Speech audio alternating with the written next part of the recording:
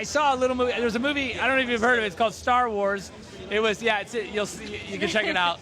It really, I was 11 years old. I saw this crazy space movie, and I was like, okay, that's what I want to do. I want to do that, whatever that is. And I think that it's kind of like, it's kind of like been this dream of like making my own version of that, I've had for a long time. And I think that Netflix have been an amazing partner. And I finished Army of the Dead, and they said, what do you want to do now? And I was like, well, I have this like sci-fi epic kind of knocking around if you guys are interested. And they were like, that sounds cool. And so they were really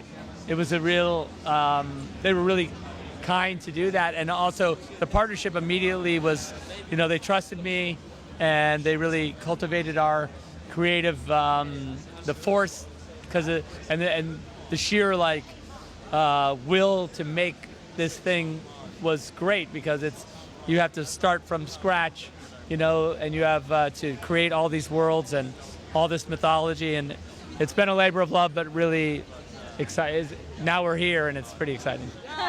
It's a difficult thing to know, because all we have is our own point of view, and so it's hard to be empathetic. But I think that's the main thing.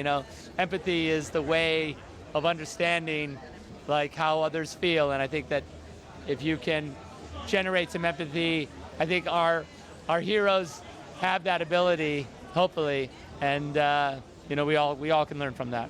But I think what's really interesting is all of these characters are really on a journey that maybe they weren't always on the right side, but I feel like it's never too late to have redemption. And I feel like that's what we learn throughout the film and as they go on these journeys. Sci-fi, for me, I wrote this movie 2 years ago, and when you write a sci-fi film, it's almost like you abstract reality, our own reality, and this movie especially, I really based, because it has no relationship to Earth.